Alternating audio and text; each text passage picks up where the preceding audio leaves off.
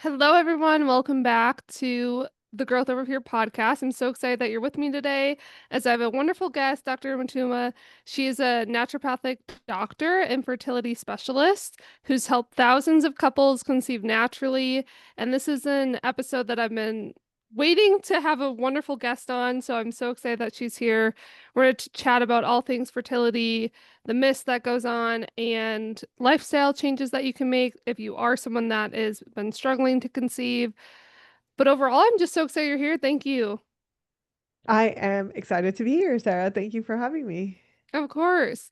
Well, just to start, if you don't mind, just sharing about why fertility awareness is so important, or the awareness of it, why does it matter?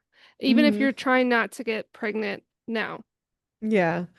Well, I always give this example first, which is we spend on average like 12 to 18 months planning our weddings, right? Mm. But the instant that we want to have a baby, we're like, time to have a baby yesterday.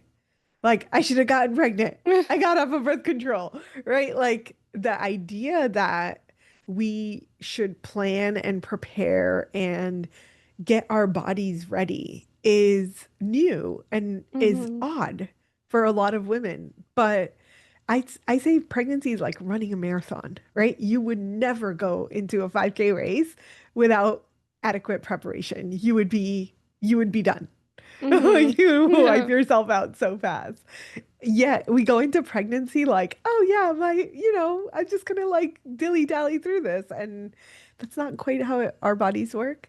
So I think it's really important to think about our fertility, not the day we want to get pregnant, but for at least as long as you planned your wedding.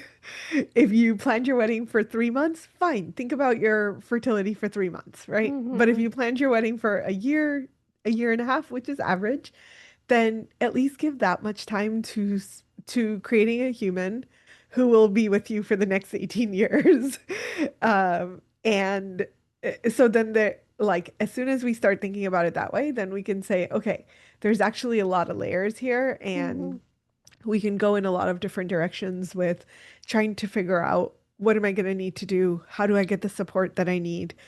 What does that look like? Do I actually need to like talk to a provider, or am I okay to like figure this out on my own? Those are all Hmm. questions that we can ask once we get to that point of like, yeah, I want to think about this Hmm. before I'm ready. Yes. I love that's such a great explanation of it because you're right. We plan so much for the wedding. It takes maybe a year to plan. But yeah, something like preparing for a baby, it's like, all right, let's get pregnant like now. Like we think it's so fast, and sometimes it's not always the case. No. Um, and that's why it kind of inspired me to have this conversation Yeah. because I'm not a mother yet, but I would like to be someday. Mhm. And I also have, clients that have had wonderful pregnancies, postpartum, all of that, Yeah. new moms. But then there's other clients that I've had that have been struggling, right, with Yeah. infertility. And Yeah. um, so really happy that we can talk more about this. What kind of Mhm. inspired you though to get into your line of work? And yeah. Yeah, so I had planned my wedding for a year and a half and got married to this man without ever thinking, did I want to have children? Did I want to have children with him? And about 6 months into our marriage, he was like starting to talk about babies. And literally every time he talked about babies, my uterus was like, no. And I was like, oh crap. And so internally, I was like freaking out a little bit because I was like already married. It had not occurred to me whether or not I wanted to have children. And I had always been that person of like, yeah, one day, whatever, it'll be Mhm. fine. Like, I'm not worried about it right now. I'm not even thinking about it right now. And when my uterus started screaming no, I was just like, oh shit, this is a wake-up call. And it took me a while to like figure out what is my body saying no to. And my body was saying no to this man and having Mm. babies with him. And I was like, oh crap. Like I really should have thought about this before getting Yeah. married. Um and it like whatever, I am grateful because it got me to where I am now, but at that time it is like a huge faux pas in my culture to have a divorce. So Mm. just all of the thoughts that were going on with like, oh my God, what is it going to mean? And what my parents are going to say about it and my family and da da da da, right? Yeah. But when I got past that, the other thing that came up for me was, well, if I don't want to have children with him, and if I'm going to get a divorce and find a new person and then like create a relationship and have children, I'm looking at least 10 years of Mm. figuring all of that out. And at the time I was like in my mid 30s and like really close to that point where fertility drops off of a cliff or Mm. supposedly, right? Yeah. Like that's what I had learned. So I was freaking out from the perspective of like, oh my God, I have to go back into the dating pool and when will I ever find someone? And these guys suck and like all the things. And like, is someone else going to want to marry me? And will I ever have children? And will I have time to have children? Mm-hmm. So I started researching fertility from the perspective of like, what can I do to preserve my fertility? And at that time, egg freezing was kind of brand new to the market. And I talked to a reproductive endocrinologist who was like, absolutely, you should freeze your eggs now, Mm. especially if you're going through a divorce. Like, this is the time. And what they were telling me was like so out of budget for me at that time. I was like, there's no way. Like, Mm-hmm. I can't afford it. And um, so I was like, okay, I'm a naturopathic doctor. I can figure this out. I have got to figure this out. And I went to kind of research like where does our fertility drop off of a cliff at 35? Where did this come from? Where's the research on this? What can I do to prevent this? Mm-hmm. And what I came across was essentially what shifted my mindset about all of this was that this 35, the idea that our fertility drops off of a cliff at 35 came out of churches in the 1800s in France and have nothing to do with science. So when I came across that, I was like, wait, what? Yeah. Like everything that What? I've learned in medical school is from churches, not data. Like, where's the research on this? So I was like, okay. What they had noted in their records was that women were not coming to get their children baptized after the age of 35. Wow. Yeah. So I was like, well, what what is happening in 1800s France?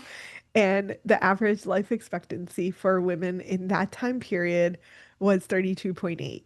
So women were literally dying before and a lot of them were dying in childbirth before they were getting to baptize their children. Mm-hmm. So this idea that our fertility is just a cliff that we can't come back from at 35 is based on really old records.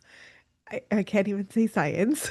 The science doesn't actually agree. So there are very like small scale studies that have been happening. And what they're showing is that there's about a 3% drop between the 25 to 29 age group versus Mm-hmm. the 35 to 39 age group. So the difference between and that's all the way up to 39. That's not Wow. 35, that's 39, right? So those two age groups only have about a 3% difference. So that like as soon as I realized that, I was Mm-hmm. like, oh, I can breathe. Okay, I have at least till 39. I can figure this Yeah. out. So that really got me to the point of, okay, if if the age thing is not real, then what is real?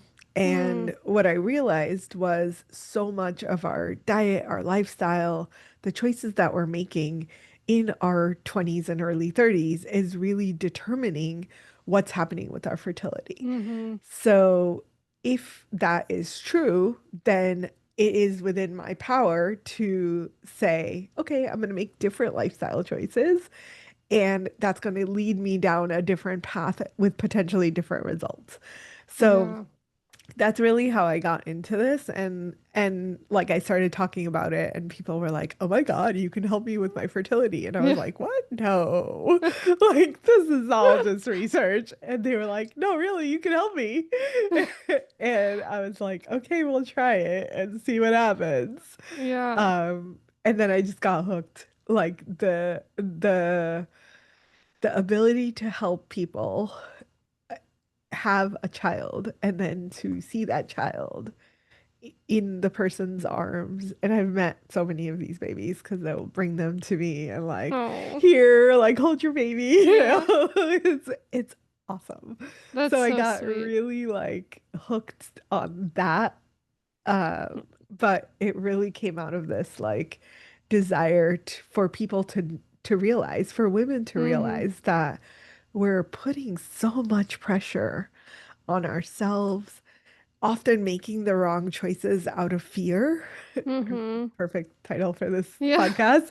Like making those choices out of this place of fear, out of this place of, oh my God, I'm gonna never have a child. Mm-hmm. And I'd rather have a child with the wrong man, or I'd rather just settle with whoever's willing Yeah. rather than wait for the right person and Mm-hmm. really like commit to myself being the fullness of myself in this world. And if that means that I'm waiting for a child till later, that's what it is. Like Yeah. that that's my personal choice, and I don't have to fit into some like preconceived idea of what is going to be. And Yeah. even like the amount of fear that drives women into IVF clinics, it's like Mm. oh, I'm 38. I'm gonna need to Yeah. have IVF Yeah. automatically because I'm 38. And that is also not true. So just seeing like how much of this fear is driving so many of our decisions that Mm. surround our health and especially our fertility, and that we are way more powerful than we give ourselves credit for. 100%. Yeah, and then I was gonna ask you that of like, what is your perspective on, I know you shared a little bit about like fertility and age. Like, how do we shift women from this fear and pressure and feeling defeated once, they've had a miscarriage or they're really Hmm. struggling? How do we shift that from empowerment around this, that it is possible, or Yeah. yeah. Yeah, I think it's just hearing more people's stories and realizing where this comes from, right? Mm-hmm. Like when when I realized that this was from the 1800s, like instantly I'm like, okay, well, that's debunked, Yeah. Yeah. right? Like forget that idea. And it's still I get it. It's still hard because it's Mm-hmm. so ingrained in ourselves, in our society, in the people that we're talking to. Like you're probably hearing these messages from your mother and your aunt and your grandmother, and like, oh, you're so old. Why are you waiting so long? Yeah. Like, why aren't you having children yet? My family was literally up my ass. The instant I got married, they're like, "Oh, you're gonna have a baby now?" Yes. And I'm Yeah. like, "No, I'm not gonna have a baby the instant I got married. Like, no, that's not happening." So, like, really, like disconnecting or unplugging from these preconceived notions, Mm-hmm. and instead really listening to um, first science versus myths. Mm-hmm. The second, I think the other thing that really I've seen over the years be a breakthrough for people is realizing that their age is not the determinant of their fertility. Mm. And that's hard because I'm like directly opposing everything that they're hearing from their Yeah. medical doctors, right? But what I say to them is like, listen, let's do your lab testing and let's figure out what your body is actually saying. And if we can do that effectively, we are going to be able to give you a better kind of understanding. Mm-hmm. So, and I'll give you an example. We have a 43-year-old right now, and she was just telling me yesterday that her birthday was a couple of weeks ago. She just turned 44. And she was freaking out because she's now 44. And that's a big, like, there, it's like another turning point. Yeah. And she's like, I'm almost 45, which means I'm like done, right? Like this can be just a done.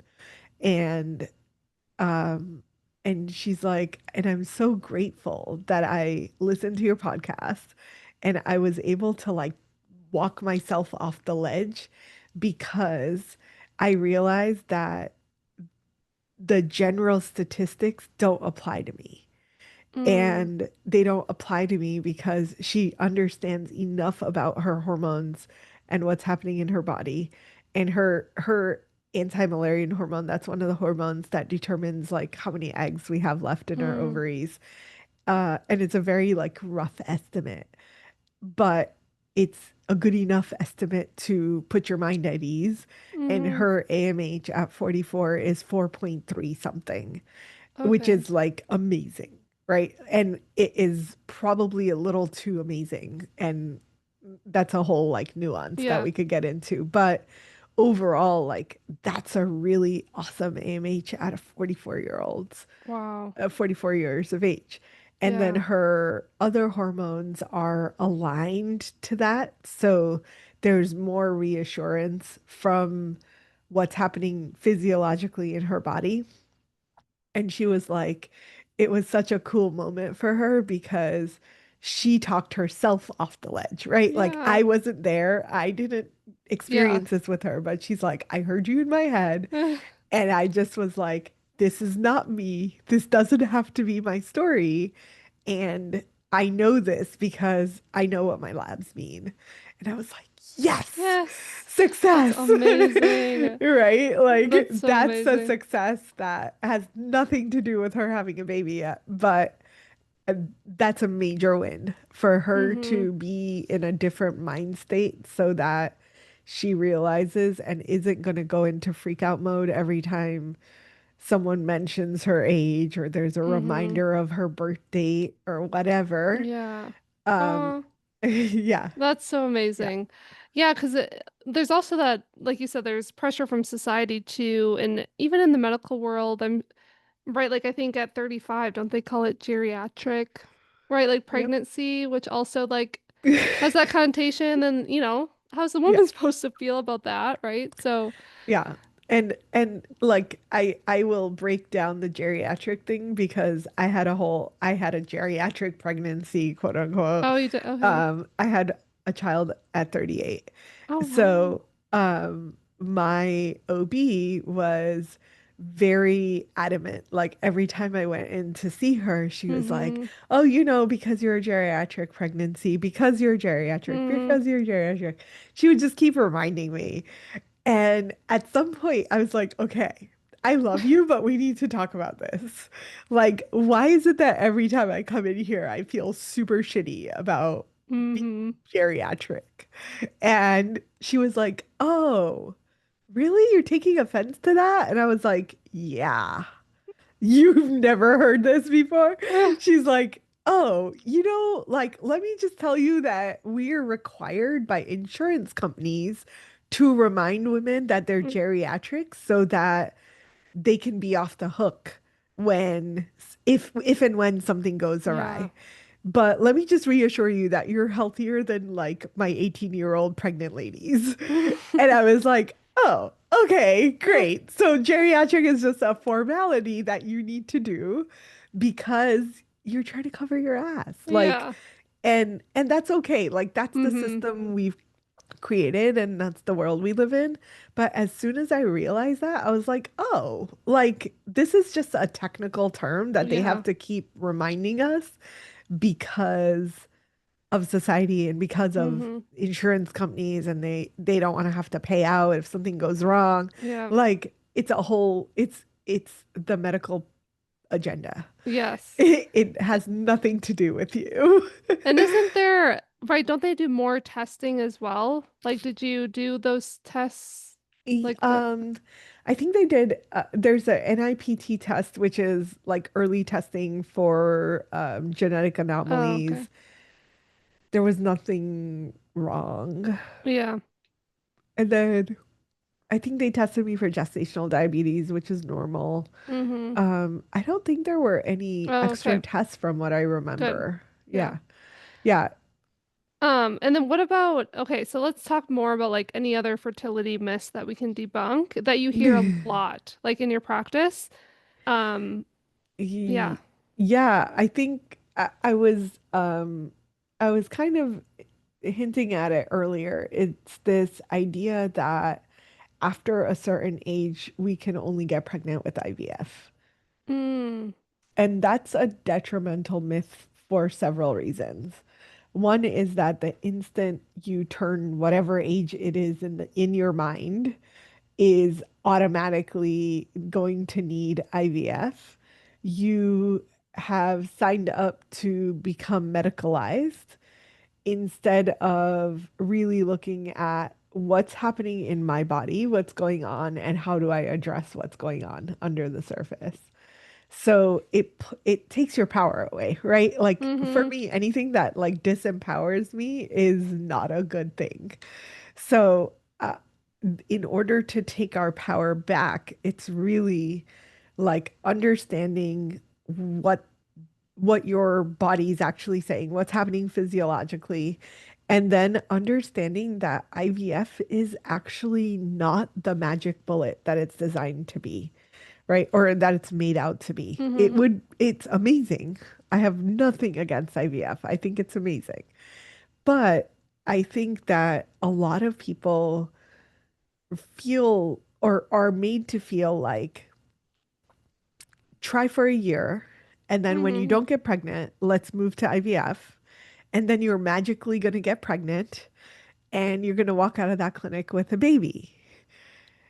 The reality is that IVF success rates, which are very different in the actual technically what's being reported versus what the clinic will tell Mm-hmm. you, right? Yeah. So make sure you're not paying attention to clinic numbers, but like actual science-driven data numbers. And what we find is that an average at 38 years old, for example, IVF success is about 18%, maybe Oh, wow. 20%. Wow. So that means out of every six IVF cycles, six consecutive cycles, there's a 20% chance that the person that went through those six cycles is going to have a child. Dang.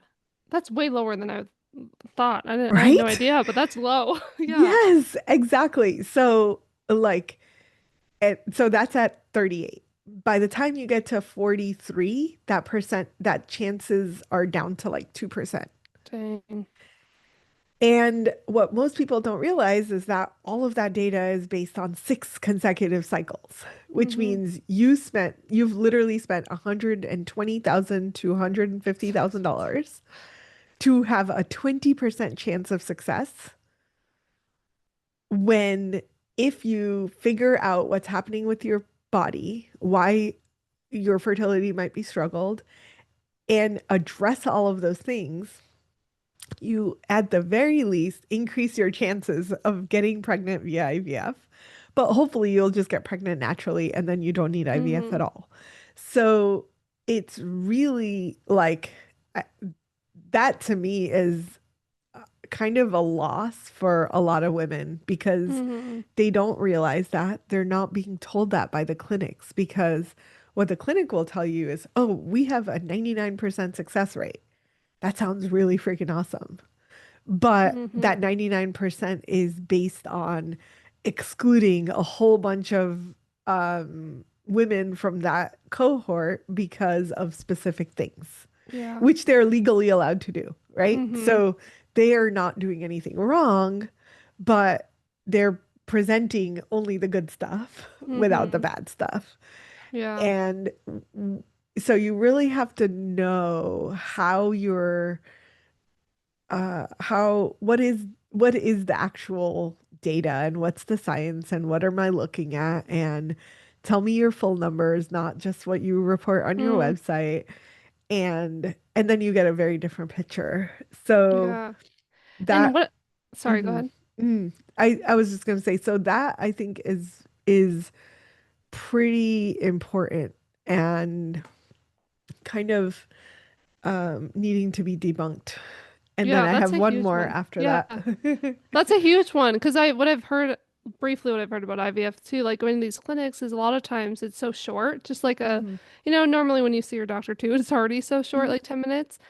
And I remember someone saying, yeah, it was really short and they barely asked her like any hmm question, like hmm any questions at all. Just like, here's the procedure, this is what you're doing, Yeah, and no other, like questions right. about like how long you've been trying, just what's your markers looking like, which is Yeah, sad. because from their perspective and in their favor, like it doesn't matter. Yes, Right? that's true. Like they're going to give you the same protocol that they gave the previous person Mm-hmm. because there isn't, there is some individualization, but most reproductive endocrinologists will tell you that the very first IVF cycle is just a trial. Like they're just trying to figure out how your body will respond. So they Mm-hmm. have a baseline that they start everyone with, and then they're like, "Oh, if we didn't get enough response, we're going to bump the hormones up. If we got too much, we're going to bump the hormones down." Okay. So that's kind of like the starting point for most clinics. They're not Mm-hmm. expecting you to get pregnant in that first cycle. And are there any side effects or like things? You Are know what I mean? there ever? I know. Like, what are the Um, main things, that are worrisome? well, so basically, like the main hormone that you're being given during the retrieval process is estrogen. So the estrogen is like priming your body and is helping to develop these follicles, and you're going to get a bunch of follicles. So the side effects usually are essentially what you would feel if you had really, really bad PMS, Mm, right? Like bloating, mood changes, crying at the drop of a hat. Like most women will experience that because it's just like too much hormones yeah. in your body. Um, what happens, unfortunately, is if they're going through repeated cycles, then there's going to be a little bit of an additive effect. And you probably going to feel worse and worse with every cycle. Mm, So if you were to do cycle, if you're doing multiple cycles, the goal is not to do them back to back to back, yeah. but to try and space them out a little bit to Mm, give your body time to recover. And unfortunately, like you don't always have that time. So mm-hmm. it it is yeah, that's most of the side effects. Yeah. Yeah. There is a lot of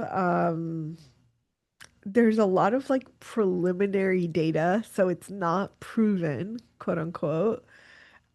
It's not commonly accepted, but there's some small studies that have been coming out with the correlation of IVF in the downside or like the downstream effect of that Yeah. estrogen related cancers for the Okay. woman. Obviously, you got exposed to a lot of estrogen. Yes. Your body didn't handle it very well. Mm-hmm. You got some side effects from that. And unfortunately, they can't do a direct link because it's not happening within Yeah. a 5 year, even 10 years post IVF, right? It's like Mm-hmm. 20, 25 years down the line, you might have more susceptibility to cancer. It's like, well, that wasn't Yeah. us. We didn't do Yeah. that. Um, Gosh. the other studies that I've been noticing is kind of a increased evidence of like ADD, autism Mm-hmm. spectrum disorders. Uh, and again, like it's hard to like correlate these things Mm-hmm. because um it they're correlative Yeah. studies. There's just not like a cause and effect kind of thing. Mm-hmm. So it's preliminary, it's very small. I don't want everyone to like go out and panic about this, Yeah. right?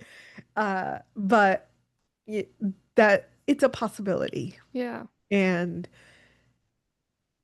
and I think that to a certain extent, it potentially is not necessarily, at least in the ADD autism spectrum, it's not necessarily that it is the IVF that caused it, because there's also a correlation to quote unquote older women, Mm. quote unquote, having an effect to those as well. Oh, I see. And so it could be an age thing, but then when you come back to me, I'm like, well, it's not even an age thing. It's often the increased epigenetic issues that Yep. are happening that are now presenting themselves as you age, and nutrient deficiencies, which Mm. tend to be way more common. So if you could prep your body again, then you're going to be more likely to be able to prevent some of those things that are potentially preventable. Totally. Totally. What is your second myth that you have? That we're going to be on number three. So Oh, the number third three. myth is that we are told that we cannot have any testing until we've either Mm. had 12 months of trying at, under the age of 35, or 6 months over the age of 35. The the myth around this, or like the problem with this idea, Yeah. is that a lot of women are going to go through those 12 months and start creating all kinds of stories about what's happening, because there is an underlying myth that we were taught in like eighth grade or whatever when we had Yeah. health ed, that the instant you have sex you will get pregnant, Uh, right? And like kind of intermixed with that is this idea that you can get pregnant any day of your yeah. cycle, which is not true. Yeah. There's like a 3 to 7 day window that you can get pregnant in. And even that, like for your body, it's only one day. It's like a 24-hour Yeah. cycle that you can actually conceive. It only becomes 3 to 7 days because that's how long the sperm can survive. Mm. So we have been mistaught these things early in childhood as a way of society trying to like prevent teen pregnancies, but that never gets corrected. Like no one ever goes back and says, "Oh yeah, by the way, what we told you in eighth grade Yeah. is completely bullshit." Let us tell So you true. exactly what's happening in your body. Yeah. So we walk around with this idea that we're going to get instant pregnancy, and when it doesn't happen, cycle after cycle after cycle, the amount of shame, fear, anxiety, depression, like just all of the Hmm. emotional stuff that comes to the surface because I'm supposed to be able to do something that was going to happen instantly that doesn't happen, now becomes the trigger for all of my shit to come up. And most of the time, we're these like high achieving women that are used to having success in everything.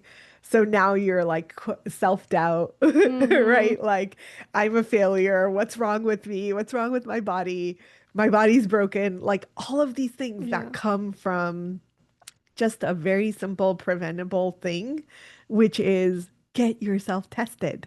It's Yes. like $150 to get basic hormone testing, that even if your doctor is not willing to order it.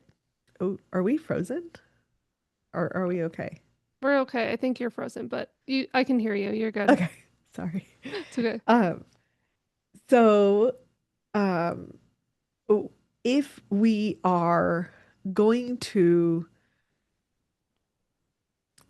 make women wait for this like extended amount of time, it really doesn't benefit us in any way. It benefits the insurance companies because now they're not shelling out money for testing. But the problem is, like, none of this is expensive testing. Hmm. So why not just do it and save this woman or couple like enormous amounts of trauma Yeah. if she just had that testing up front? And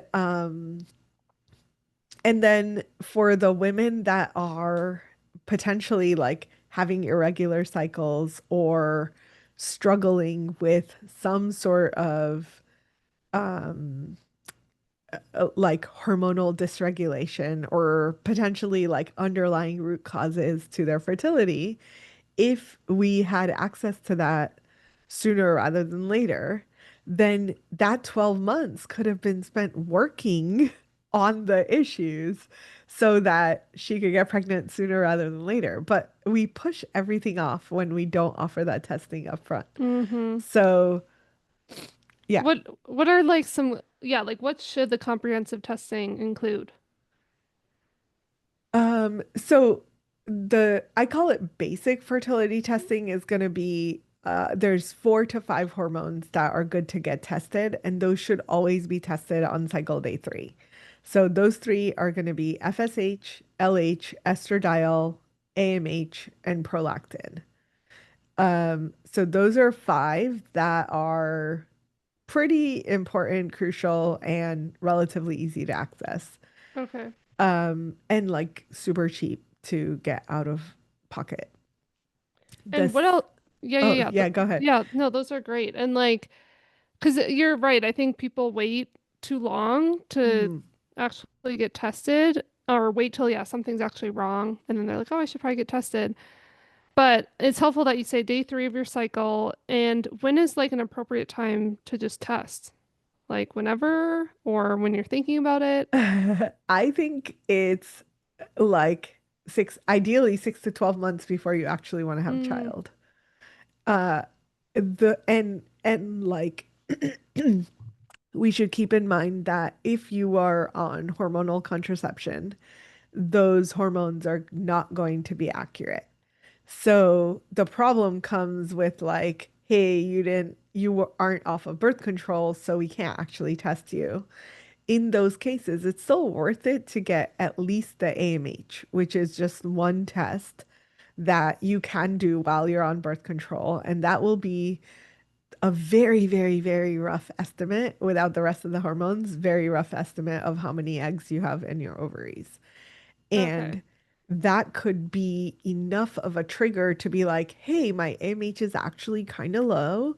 Maybe we should start this process sooner rather than later, right? Mm-hmm. So it could potentially like move women into action rather than now they've waited till whenever they thought they would be ready, only to find out, sorry, you don't have any eggs in your Yeah. ovaries. We're not going to be able to do this.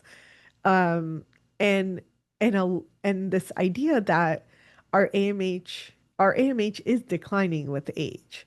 But I've had 32-year-olds with an AMH of zero point 0.1, which is very, very, very, very low. It's almost non-existent. So the idea that, oh, we're good till 35, but then there's going to be this sudden drop and we're not going to test because we don't need to know because you're like in your 30s. It's just all a hot mess, right? Yeah. Like there is no conclusive like why did this woman have an AMH of zero point 0.1? Mm-hmm. Well, don't know. It could be genetics, it could be nutrition, it could be autoimmune conditions. Like there's so many things that could be Yeah. going on that her body is being triggered to like, hey, let's shut off the ovaries and we don't need to produce any eggs or we don't have any more eggs to ovulate. Yeah. What is like an ideal number for AMH? So AMH is going to vary. Optimal Mm-hmm. varies by age. So if we like super generalize it, in our early 30s, we would want an AMH of 2 or greater. Okay. And by in our 40s, it would be nice if it was somewhere like 1 or greater. Okay. However, just because your AMH is suboptimal doesn't mean you can't get pregnant. Mm. And that's another like misunderstood thing. So if there is a cutoff point, and I for us that cutoff point is zero point 0.1, But again, it's very dependent on age and is very dependent on the rest of the hormones. Yeah. So if we take this woman, for example, who was 32 when I met her, her AMH was zero point 0.1, her FSH was 2, and her LH was like 2.5, something like that. So in someone who has very low ovarian reserve, what's going to happen is the AMH will be low, but FSH will be really high. For her, her FSH was actually low. So right off the bat, I'm thinking, hey, you have low ovarian reserve, but something else is going on. Like this is not a typical like diminished ovarian reserve kind of problem. So I told her like, I think something weird is going on. I don't know what it is. I'm willing to like look and try to figure it out.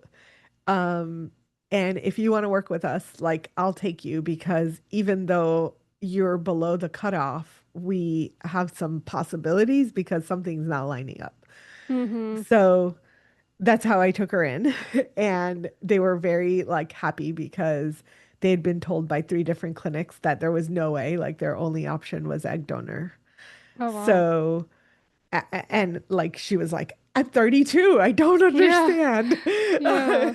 Dang. So like we worked together for 6 months and it like literally the cycle that I said, hey, you guys are okay to start trying. Like we've got everything covered. We think things are good. Her AMH did not budge. It was still zero point 0.1, which surprised me a little bit because I was like, oh my God, you're doing so much better. Like everything else looks so good. But her AMH didn't go up. And I was a little bit like, damn it, really? Yeah. Um, and that cycle they got pregnant. So Dang. That's exciting. yeah, so like to me, it's the AMH matters, but it's not the only thing that matters. And I Mm-hmm. think that a lot of people freak out about that number, but it's not a problem, right? Like it could be a problem. It depends on what is happening. Mm-hmm. Yeah. Yeah. And what if someone has been on contraceptive, birth control, how long, when they get off of it, how long should they wait to test?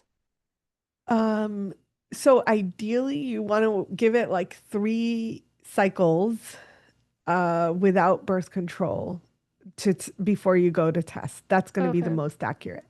got it. There are some women that are going to be kind of like rushing and wanting to get it sooner, and that's fine. It just know Mm-hmm. that it's going to change a little bit in a few more cycles. Okay.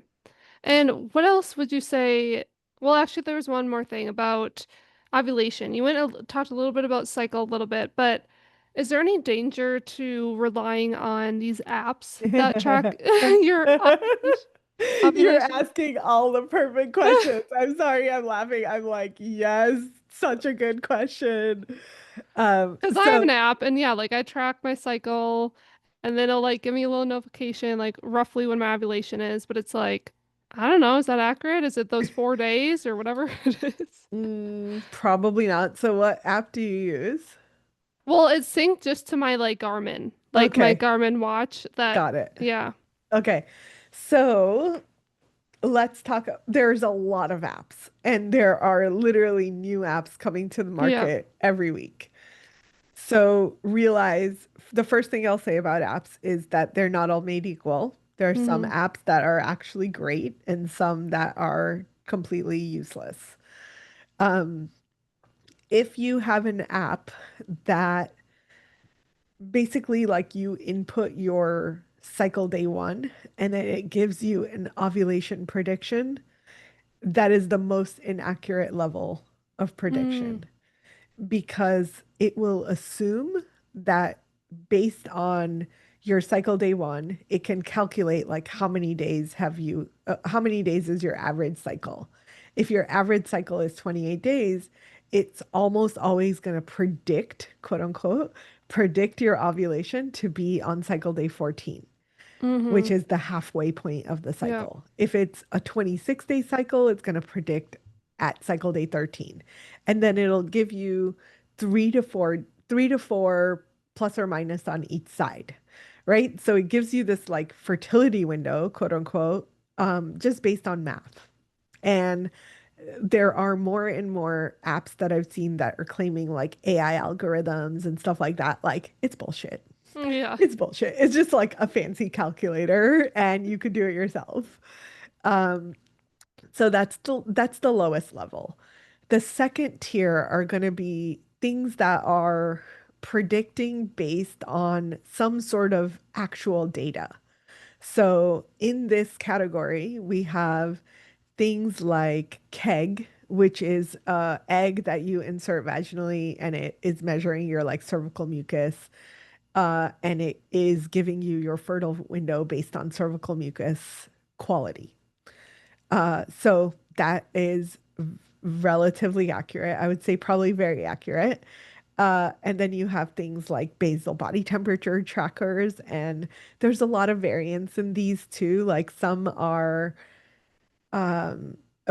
there was one that I was using really early on in my practice. I don't remember the name, but it was terrible because it was like kind of evening out people's curves and like just saying like, oh, this is your accuracy of fertile window, blah, blah, blah. But it was like averaging out the temperatures. It wasn't actually like giving me accurate temperature readings. Okay. So it was like, well, you're sort Yeah. of in this window.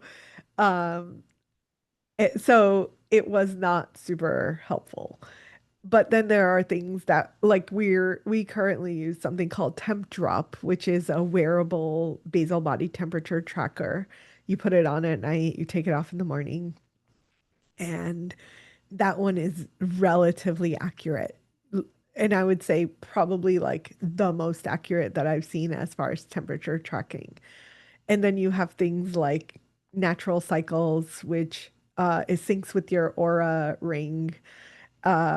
Or there's a few of these like ring type trackers that are saying that they're predicting your ovulation window based on your basal body temperature.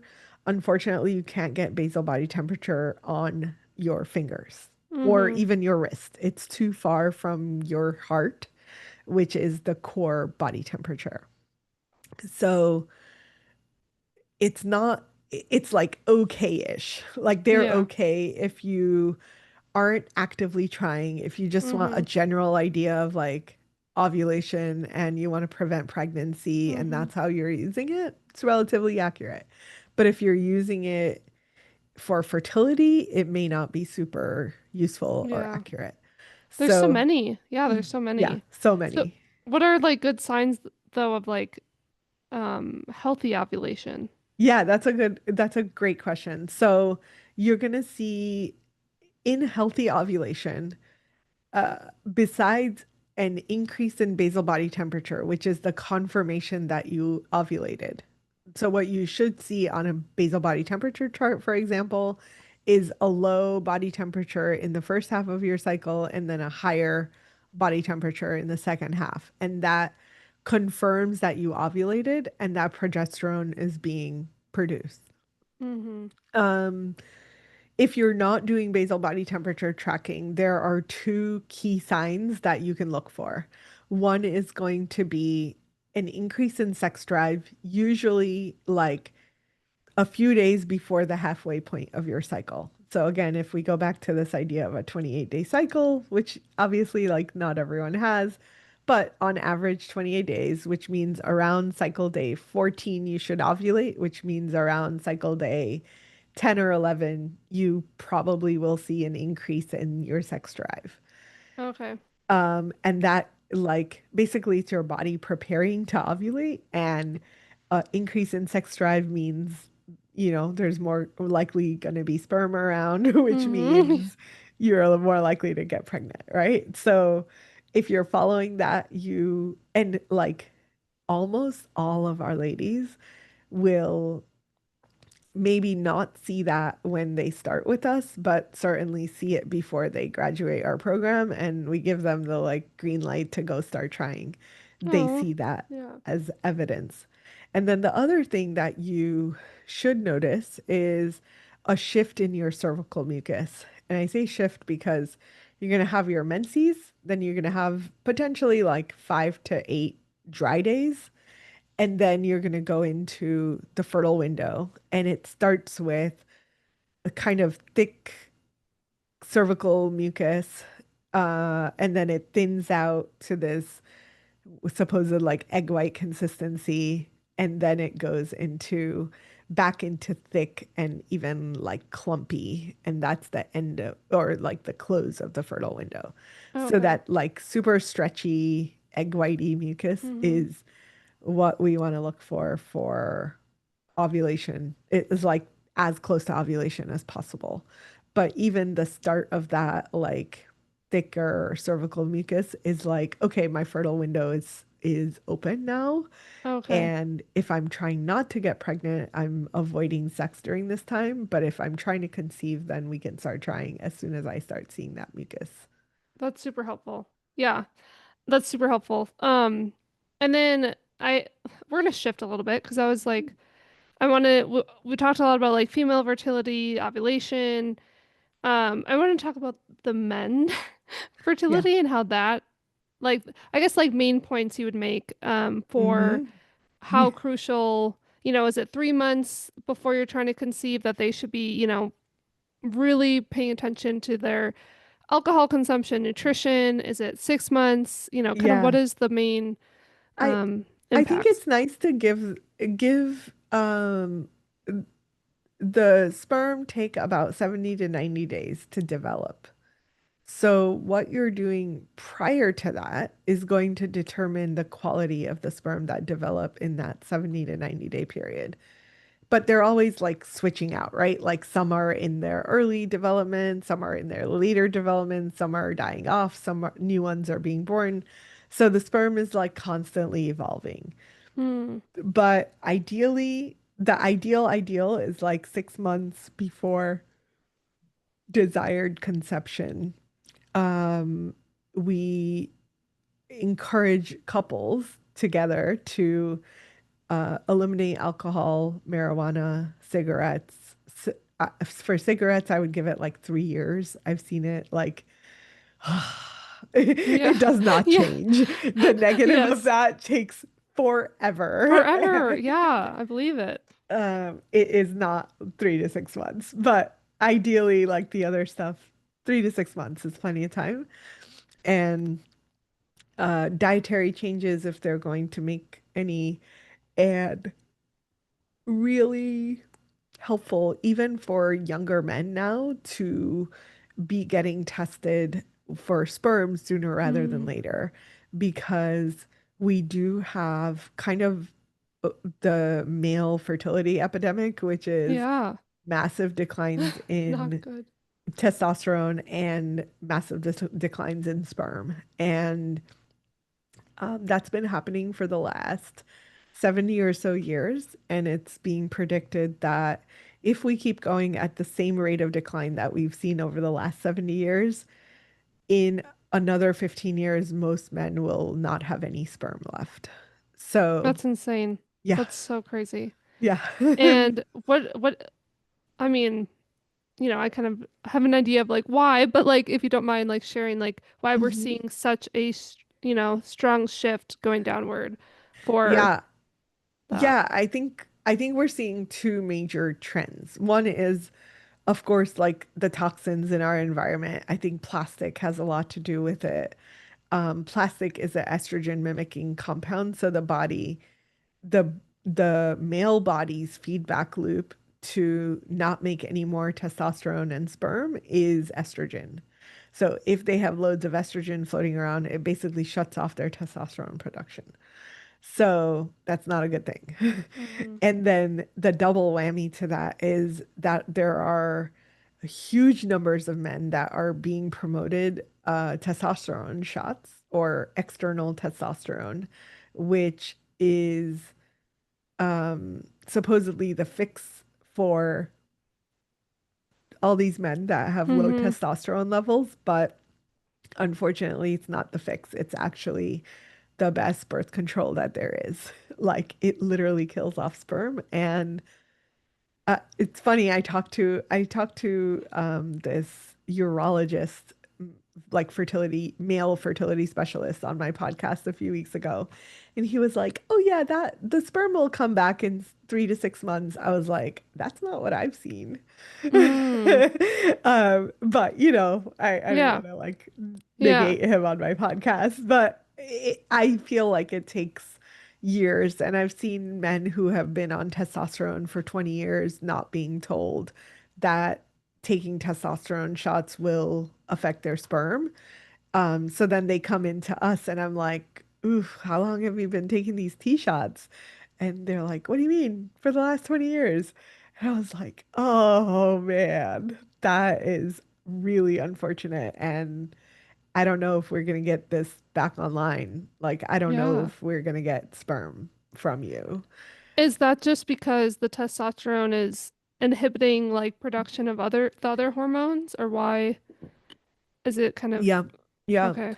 So the male body also has LH and FSH, the Yeah. same hormones that we talked about in the female. But in the male body, the and I always forget which one does what. So Mm-hmm. one of those hormones is signaling testosterone. Testosterone then goes back and signals the other hormone to produce, and that causes the sperm to be made. So if you have internal testosterone, that feedback loop works. External testosterone shuts Mm. off those pathways. So because you're taking external testosterone, that it basically like creates a disconnect between the brain and the ovaries, or sorry, brain and the testes, and that disconnect basically shuts off the production of sperm. So the brain starts thinking, great, I don't need to do any work, Yeah. so I'm not going to make anything because I'm getting external testosterone. We're good. Nothing else needs to happen here. And that pathway is just shut down. And I believe, at least from what I have noticed, it's very similar to female birth control. Yeah. It disconnects between the brain and the ovaries for women. Um, and it takes a while for that reconnection to happen. And we use some like detox therapies to like help turn that pathway back on because a lot of women who we will see will be like, "Hey, I've been on birth control for 20 years. When I got off, my hormones are out of whack. I have irregular menstrual cycles, or my period didn't come back at all." And Mm-hmm. in those cases, we have to like reset the system and get it back online. But my belief from what I've seen on the female side and a lot of the research on that side is that if those pathways were shut off early in puberty, which they often are, right? We get on Yeah. birth control the instant we have our periods. And if they get shut off that early, that endocrine system just didn't really get a chance to develop. So that development is very, very, very premature. Um, Uh, and on the male side, I feel like that disconnect basically, and this will happen as I'm thinking about it. I'm like, this happens with all hormones. Like yeah, I was just gonna say. Yeah. if we give thyroid hormone, for example, the brain goes, "Oh, great. I don't need to make thyroid hormone Mm-hmm. anymore." And it shuts that pathway down. And when you try to get off of thyroid hormone, if you've been on high doses for long periods of time, it will take a very long time to retrain the brain to start making thyroid. So similarly, like you stop taking testosterone, it takes a very long time to get that system back online to start making sperm and hopefully testosterone also. Yeah. So, yeah. That's not good. And it's, again, I think it's so common, so normalized. Testosterone and then Mm, just birth control. And that yeah. is just causing an even bigger issue, especially when you talk about, yeah, fertility and just what we're seeing with men and their reduction in sperm count and Yeah. all the things. Next, I'm going to talk briefly about just lifestyle, like actually what we can control. Hmm. So, like, what are a few changes that make the biggest difference that you see with your clients? Yeah. So I mentioned about the toxins. Yeah. Toxins are probably the biggest, and we can simplify it to three major toxins that are going to affect fertility. One is going to be plastics. So that's BPA, BPS, BPF, all the bisphenol compounds. And if you can avoid plastic in your water bottles, your containers, your stuff like that's going to be a really easy thing to eliminate. And you're going to get a huge ROI from that. The second is going to be phthalates. Those are basically everything that says it has perfume in it or parfume, PARFUM. Mm-hmm. Uh, those are essentially like things that make your products smell good, and they're huge reproductive toxins. And they affect the same pathways. So they basically are like pushing this estrogen Mm-hmm. pathway, which is problematic. And then the third one is going to be glyphosates. And glyphosates are sprayed on all the fruits and vegetables that we eat that are non-organic. So those are going to affect our gut microbiome. And then for women specifically, all of our menstrual care products, if you're using cotton pads, tampons, whatever, cotton is the most sprayed plant with glyphosate. So using those compounds in our reproductive area is basically killing our vaginal microbiome, which like is kind of the cutting edge in fertility right now is like how much of the vaginal microbiome plays an effect Mm. on whether or not you can get pregnant, whether or not you can stay pregnant, whether or not implantation will happen. So, like discontinuing the use of those as quickly as you can is ideal. And you can switch to things like organic, reusable pads or menstrual cups, menstrual discs, so many options. So, finding something else besides cotton to use for menstrual products is great. Perfect. Yeah. Yeah, it's interesting because I like switched to like 100% organic cotton, but now I should not be using those. Yeah, I like the 100% organic cotton is tricky. Okay. Um, it's like some companies maybe are actually 100%, but because most plants are grown in similar environments and Mm-hmm. they're going to be grown essentially in like you can have an organic cotton farm right next to a non-organic Yeah. cotton farm. So that organic farm can claim 100% organic, but there's always going to be crossover from the non-organic farm, right? So Yes. because most of the farms in our country are like in the Midwest and they are all like right on top of each other, it's really hard to like actually be fully organic. So Mm-hmm. I I think that if it's possible, wherever it's possible, we're going to be better off using some of the more like reusable, sustainable Mm-hmm. products that are safe. But if you can't, then I think 100% organic is better than you like always has some Yeah. tricky marketing. Like when you it says like organic 80% organic or something on the front, and then you flip it over and you're like, wait, it's organic, but then you've put a whole bunch of Yes. chemicals into It's it. terrible. It's like Yeah. scary. Yeah. Scary, scary. Is there a Uh brand that you like? Like for I cups or disc or Oh whatever? yeah. So I like what is the discs? So I'm trying out these I think it's Luna discs. Okay. And I was using their cups before. So I'm trying it. I can't do the disc yet. I don't know Yeah, I what's know. happening. But the cups work really well. Okay. So I've Okay. used those for years. Yeah. I'll have to check again. I've not tried them, but I've heard great. Again, it's also when you think about it too, like, yeah, think of something you're constantly putting in the most like vulnerable area that is so Yes. absorbent. Yep. It's so crucial to switch that out. So that was super helpful. Toxins. So Yeah. removing like plastics, phthalates, glyphosate, and then your menstrual care products. Yes. Yeah. And Yep. then And then go ahead. in terms of more tips, so in terms of lifestyle, really like prioritizing sleep and the quality of sleep that you get. Um, we make melatonin at night while we sleep, and that melatonin literally rejuvenates our reproductive organs. So our ovaries and testes are getting rejuvenated while we sleep. All of the repair is happening at that time. So the sleep is super crucial. And I didn't not realize this when I was young.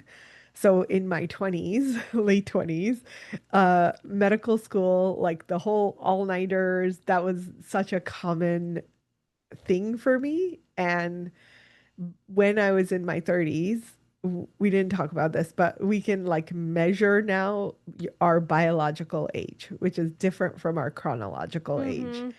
So when I was in my 30s, I was actually older biologically than where I am now, which is 10 years younger than my actual chronological age. It's wild. Wow. Yeah. So all of this stuff that I'm suggesting to do has a huge impact on what your body perceives as your age, which is way more important than when you were actually born. Wow. Um, so that like the high quality sleep, and I would stack in there like avoiding screens a couple hours before bed, and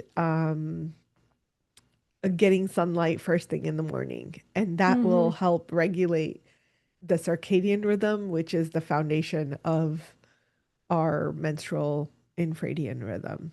So Mm-hmm. that'll be the second. And then the third thing in terms of food, because people always are like, what's the perfect diet? Um, I think that just getting a well-balanced diet, not skipping any major food groups, which I don't understand why this is always a trend, but don't Right. skip eat all the Yep. food groups. Eat complex carbs, eat protein, eat fat. Like that's the basics. Mm-hmm. And then get way more vegetables than fruit, ideally organic, ideally a variety in different colors. That's like the basic foundation for a good, healthy diet.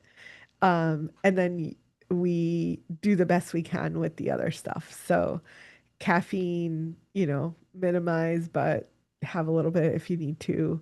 Mm-hmm. Um, with the alcohol, like I love the trend that's happening right now with I like the younger people are so into the sober living Yeah. thing. So I think that's a really cool trend that's happening that is shifting what we think about as toxins that we decide to put into our body. So the less the better, but Mm-hmm. even if you're consuming alcohol, like small occasional quantities of alcohol is okay. It's not a big deal. It's more like what are you doing to repair and how are you prioritizing the rest of your healthy lifestyle to accommodate. 100%. And Yeah. then for stress Yeah. is a big one. Yeah, stress is a big Um, one. do you find like, I mean, I guess what's your best tip for that? Like dealing, women, right? One, you have the stress of like trying to get pregnant, but you don't want to be too stressed because you can't get pregnant. So like, what's like your best tip for like managing stress? Because that is a big indication, of having, if your body doesn't feel safe, it's not going to want to conceive. So like, what is Yep, your best tip for that? absolutely. So I think that regulating the nervous system is the best thing that we can do. And from the research that I've done, one of the things that helps regulate the nervous system is good quality sleep. So we already Mm-hmm. talked about that one. And if you wanted to add to that, the research suggests that waking up at the same time every day and going to bed at the same time every day. So that like rhythm of regularity, regardless of what day it is and what day of the week, and you just like keep it consistent. That consistency has a 40% improvement in reproductive hormones and cortisol. Um, Wow. which is wild. Like that, just that shift alone can help support your stress levels in a really major way. So that's a big one. regulating your nervous system. I was just seeing it this morning, like I'm getting fed all of these nervous system regulation videos Yeah. online. And I love it because I'm like, man, there's just so many tools out there. So I don't care what tool you use, find a tool that works for you and use it. The key is using the tool. And the I did a TED talk recently to talk exactly about this, like nervous system regulation, increasing the safety in our bodies really helps support our fertility in a major way. And one of the tools that I cited in there was what I came across in my research was body scanning. So just like observing what's happening in your body, how your different parts of your body feel for 10 minutes a day has, again, like a 28% reduction in cortisol, Wow. which is great. Like that's a really Yeah. easy way to do it. And then my favorite tool is things that will support oxytocin. And there are lots of ways to support oxytocin as well. My favorite is realizing that, especially as women, we're designed to like be in community. And the more that we can touch, feel, and be with other women, in ideally in person. If you can't do it in person, then virtual is better than nothing.